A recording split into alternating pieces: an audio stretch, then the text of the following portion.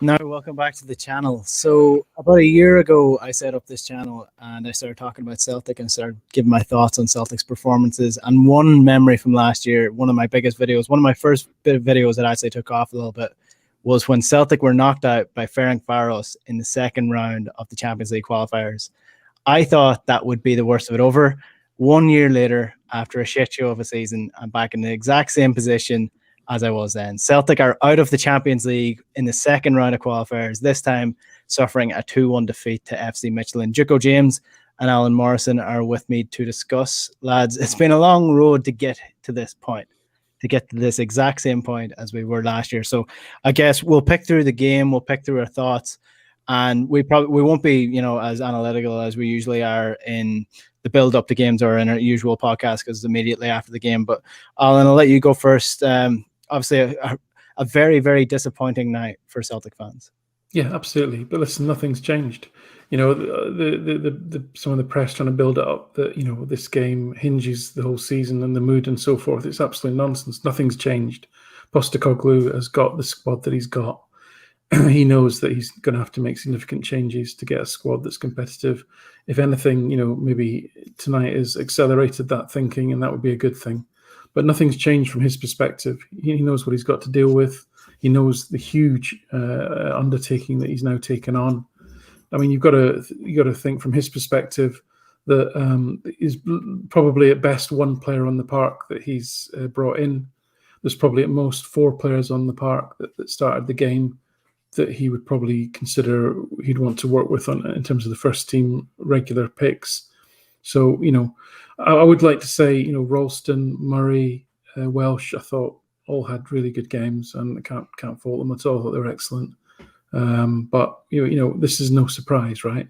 And it's no different to where we were 2 hours ago or 24 hours ago.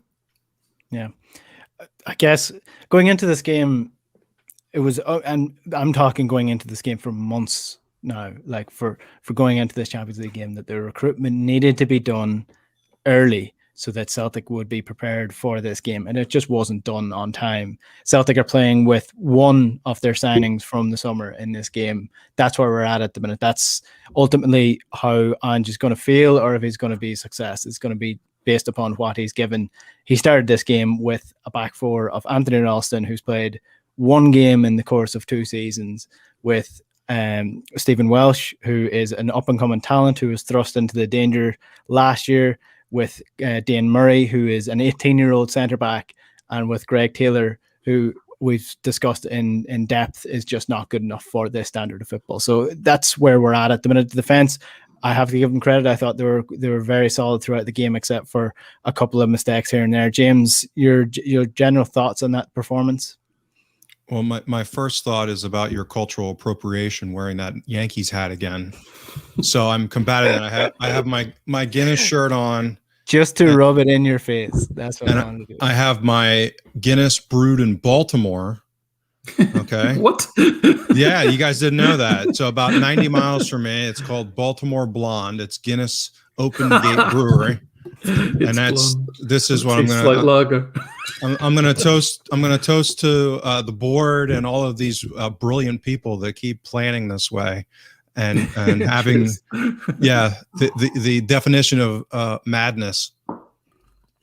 There's Guinness gone. That's our friends on GigPod. There's Guinness away. I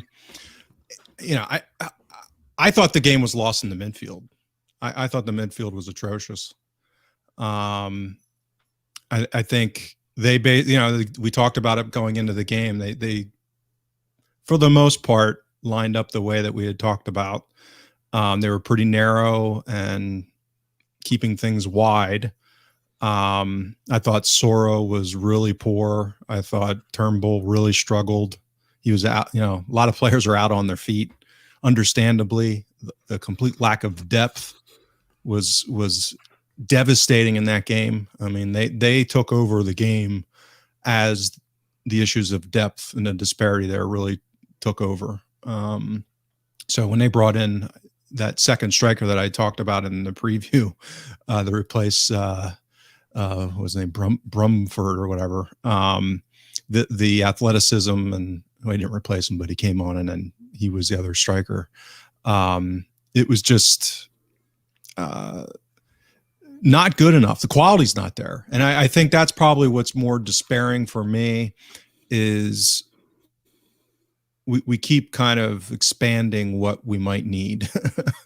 So I had held out hope that maybe Soro might still be good enough in the Ange system to be, and again, I think of this as European quality, right? What do we need in order to effectively beat Rangers? I mean, we haven't even got into any of that as far as what they've been doing and whether they're going to be better than last season or not, and that kind of thing. And so I've been focusing, as we've talked, all on Celtic, and I mean, I have more concerns now, not because of the result, but more so how we lost, how Turnbull's been performing. I think that the Abada pumpkin emerged tonight. I mean, I think it was kind of midnight, and you saw what a well-scouted defensive approach did to him. I mean, they basically just shushed him inside on his left foot, and he really couldn't do much.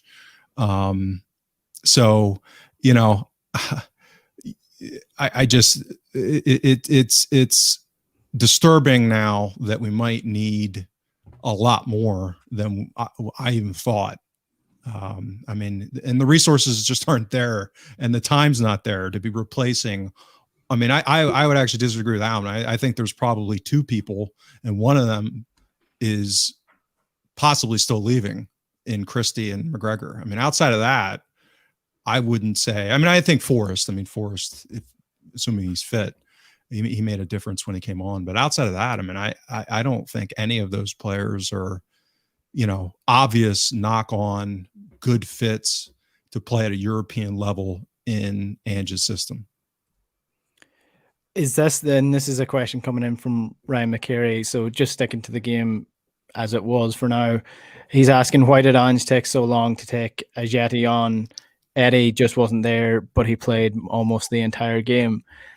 So, like, I was extremely frustrated watching Edouard in this game. This is potentially his last game for Celtic, and he just looked like he wanted to be anywhere else. And I don't know, we don't really like hyperbole like that on the show, but I mean, that's how I felt about Edouard. I felt he was just that inch off where he usually is when he's at the top of his game. He wasn't putting himself into tackles that he usually would have put himself in for. And as a player who wants to get a move to the Premier League, you know, you can somewhat understand it. I mean, for me, you always be a professional, you always try your best, but such is life with these players. Is it the lack of trust that Ajeti can do the job? Is it the lack of depth in the team? Why did Ange take so long to make so many substitutions in this game? Because, I mean, I think they had 4 subs by the time we made our first. James or Alan, sorry. Yeah, no, listen. I mean, firstly, on Edouard. So, listen, this is a human beings that we're talking about here, and if, as looks likely, the guy is going to get his move to the English Premier League for big money, and this is his last game, and he knows that that's going to happen, we're in the same position as we were in with Dembele, 3 years ago, when we were playing AEK Athens, and as much as you might think that Edouard at his best is this much better than the next striker in the what. Just a serious point is, when you start looking at data and you start collecting performance data on players, is what you realize is the difference between a very good player and an excellent player and a really, really top player. You're looking at fractions, as we've said many times before. So if you've got someone like Edouard who, really probably is mentally not in the game, not giving everything that he can possibly give and leaving it on the pitch, then that is enough, in my book, to warrant actually somebody like an Ajeti might as well start, because 100% of Ajeti is better than 98% of Edouard, and that's probably quite shocking for people to realise from a performance perspective. But that actually is this small gap at the very top level of professional sport. Yeah, it was a mystery to me that both Turnbull and Edouard were kept on the pitch as long as they were. Turnbull was clearly struggling fitness-wise, as he has done on many occasions last season. And I say Edouard, I mean, you could see even towards the end of the game where he lost the ball and he kind of made an effort to track back, but he wasn't really going to risk a hamstring. in really going for it and trying to win the ball back. So you may as well have put those players on. I can only speculate. I mean, trust is a huge thing. Have the players in reserve earned the trust of Postecoglou? If they haven't, then as James says, we're actually in a much bigger rebuild than we even thought, and it's already a very huge one. I don't believe that Postecoglou's, I think Postecoglou's sort of manager that will play it very straight. He's not going to play games with people. If he thinks you're going to improve the team, you're going to be on, and he doesn't care about age. But coming back to the young kids, a lot of these players have been around Celtic for a long time. I don't want to pick on anyone, but just because it's the first name that came into my head. But somebody like a Scott Robertson, no harm to him at all. But he's been in and around the squad for quite a few years now. And if he was going to be good enough to play for Celtic at that level, then he would have made a lot more appearances. And the fact that he isn't, and he's on the bench, tells you that there wasn't the option there to bring on and change that game. And again, just highlights the absolute neglect. We could have had. Lennon should have gone in October. He'd actually went in February. Postecoglou was in a job when we got him. He would have been in a job in February or in last October. He would have had a window, or he would have had 6 months to shape the team, and that is unforgivable. We can't change it. We can't go back. And I've got a time machine, but that is unforgivable. And I'm not going to sit here and criticize the players that played tonight because of that. Yeah, well, that was the point made on commentary, is that Lennon was gone in February. Celtic didn't have a replacement. They wasted months after months after months chasing Eddie Howe, only to be let down. And then they had to go to get Ange, and Ange had to come through quarantine. And it took another 3 weeks for him to get here. And then he's just starting to work.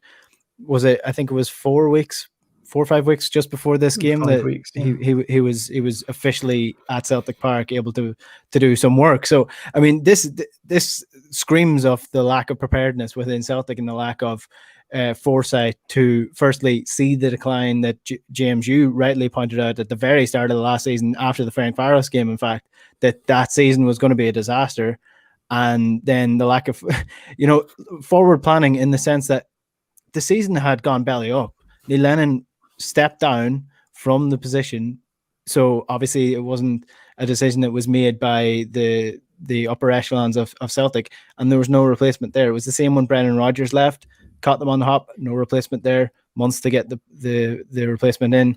And again, when there's players leaving, multiple months, multiple years at times to replace these players. So there needs to be some sort of forward planning and preventative action for this happening, because it's just getting embarrassing, James. Well, not only, and I've tried to maintain a good faith, kind of charitable posture relative to the incoming regime with the new CEO and Ange, and the idea that if they're going to build something, it's going to take, it's a project. I mean, that the level of dilapidation that the club had been allowed to get to requires significant rebuild, and more so maybe than we thought. But that doesn't excuse triage. Like, the fact that is going to be a long-term project and require a lot of things that go on and resources doesn't mean that they couldn't have signed a couple of free transfers in June. I mean, are there no players out of contract in all of Europe? Rangers side 2 of them that look like they're going to make their team better, that they might be of a European level, or at least approaching that level. So, how is it that we've screwed this up to this degree, even within the context of a transition to get to the point? Like, I totally get that it's going to take a little while for Mackay to get his feet under him and to figure out what he's going to do.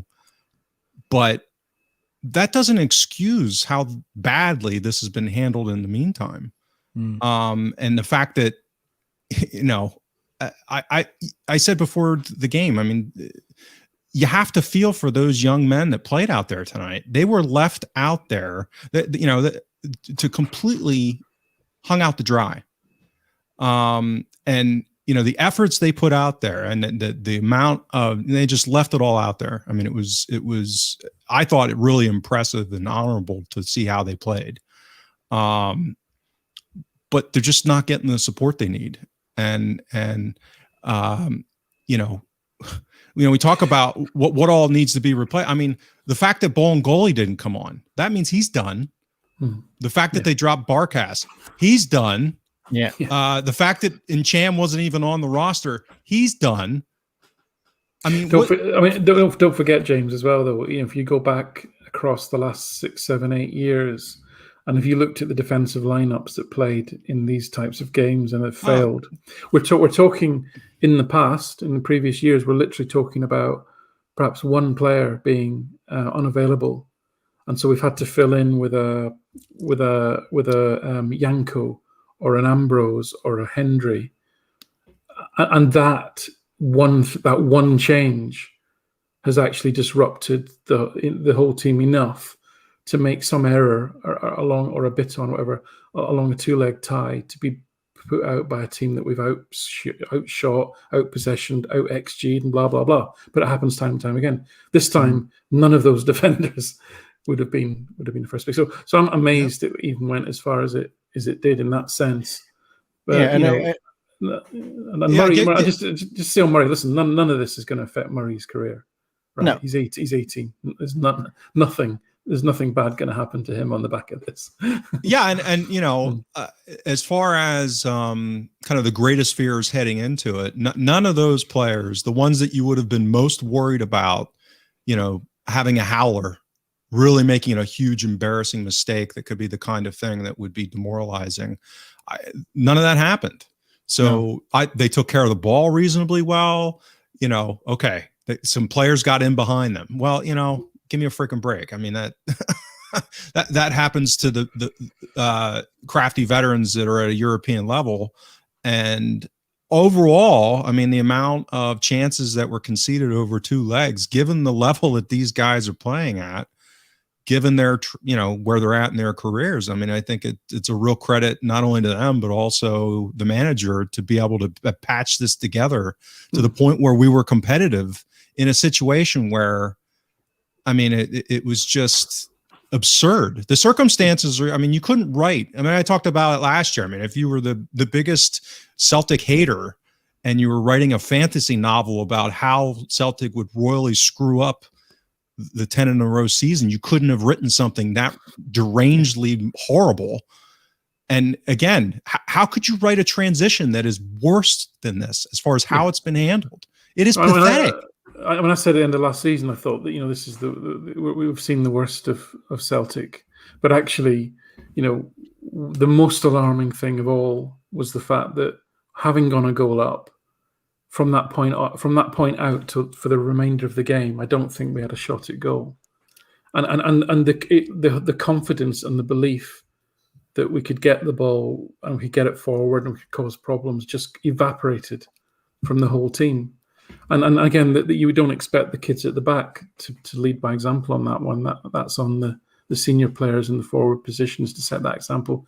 Maybe it was a combination of physical fatigue as well, in terms of, we know that some people probably were kept on longer, but that to me shows. I think Postecoglou will see that tonight and realize it's not just a physical thing, fitness thing. There's a mental thing there where they literally had no belief at all, and from a winning position.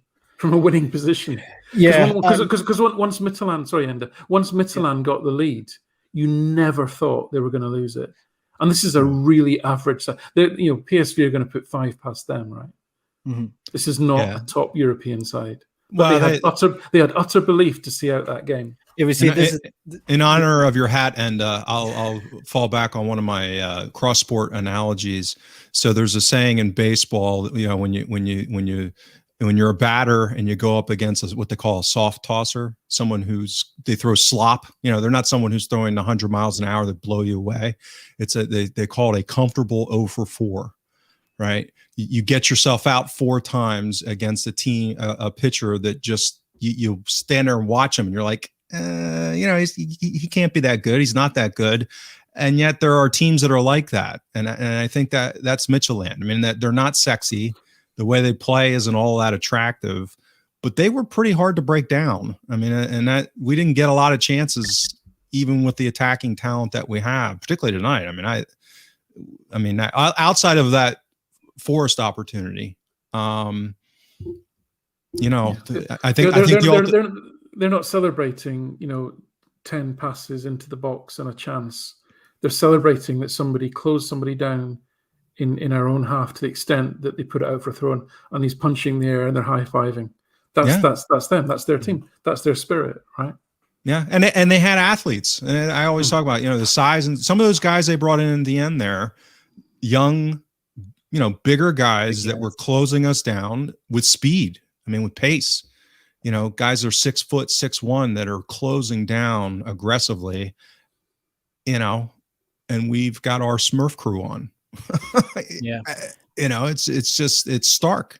Well, see, here's the thing, and it's interesting that you bring up the lack of belief, and it's one of these intangibles that it's just so difficult to explain what belief is. But if you take this starting 11, so you've got Scott Bain in goal, a back four of Anthony Ralston, Stephen Welsh, Dane Murray, and Greg Taylor. Then you've got a midfield of McGregor, Sorrow, and Turnbull. Then the front three is Abida, Edouard, and Christie. Christie and McGregor are the only players on that team that are regular winners with Celtic, regular league winners, regular cup winners, continually winning trophies since they came into the team. I know Odsonne Edouard's been there for a couple of years, been winning, he's won a couple of leagues, but out of that entire team, 2 to 3, you could say, are born winners, or are not born winners, are actually experienced winners. They know how to get the job done. They know how to win leagues. And you can argue black as white when it comes to the standard of opposition they're coming up against to win those leagues. But they know how to get over the line. They know what it takes to get over the line. And if you have 3 players carrying that belief within your team, then you're going to struggle. These kids need to learn how to win games. They need to learn how to win big games, and they need to cope with this pressure. That's ultimately where Celtic are falling down in the belief side of things. Not only that, I think that's all a fair point, but I think that there's a talent deficit. There are levels. Oh, 100%. Well, like 100%.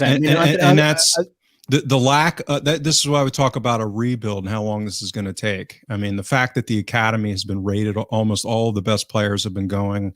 There's talk that Hjelde might be off to Leeds now. He's in the last year of his deal. The cupboard is bare. There isn't a depth of talent. I commiserated with somebody on Twitter a couple of days ago.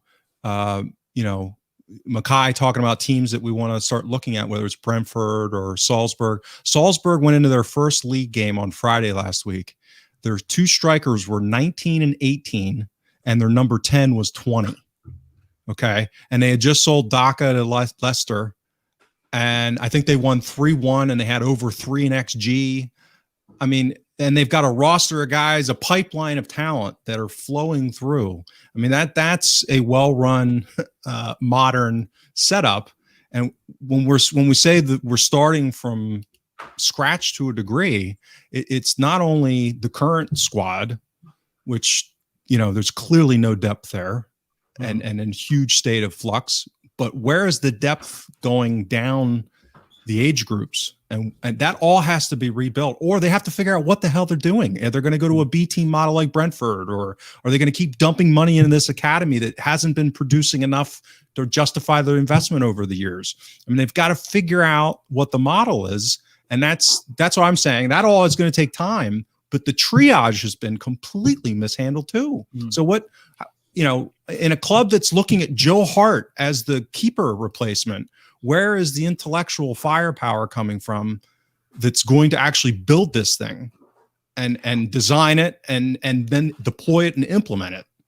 Yeah. And because they sure as hell couldn't handle the summer. Well, take right back as an example. And I mean, again, hats off to Anthony Ralston. I thought he was really good tonight, but he's not good enough for this level. He's not good enough for Celtic. Celtic either, hadn't prepared for the prospect of selling their right back last year, or they didn't think it was going to come so soon, and they hadn't searched for a replacement for Frimpong, and they brought in a loanee, John Joe Kenny, who again wasn't good enough, but they had from January on to find a replacement at right back. They're still searching for that right back.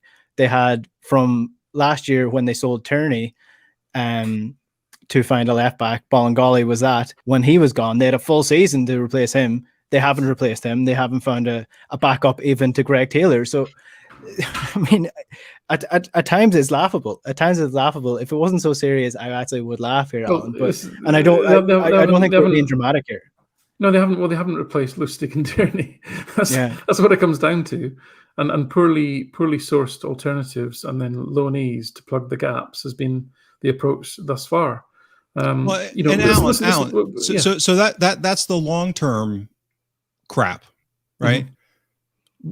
What the hell was John Joe Kenny doing playing the last 4 months of last season? If they were going to walk into this summer and Ralston was going to be the right back to go into Champions League qualifiers, then he should have been playing those games. Maybe that means one of a couple of things. They had no clue what the hell they were doing, or they had planned this whole other thing, which was basically, here, Eddie Howe, you deal with it. Eddie Howe, you're going to build this. We're going to, we're going to drop this in your lap, and you become the architect. And let's put our head in the sand and wait for him to say yes, finally. I mean, that's what it looks like happened, because otherwise all of these other things, it's, they weren't in a frozen storage for the last 6 months. They knew the dates were coming like everyone else.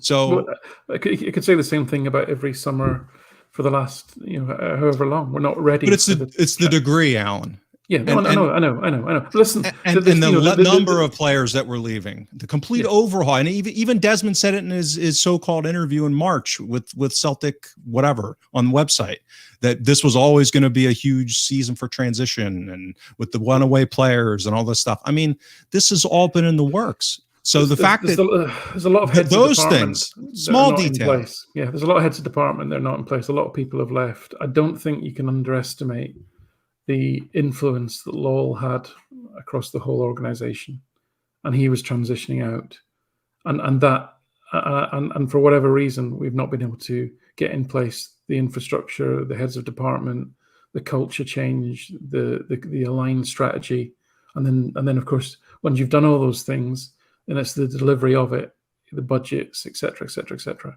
Right? This all has to be yet be put in place, and it hasn't, and we can sit here and argue why that hasn't happened, but the simple fact is it hasn't happened, and we're still waiting for that to happen. And until that ain't in place, we ain't going anywhere, right? And that's just the way it is.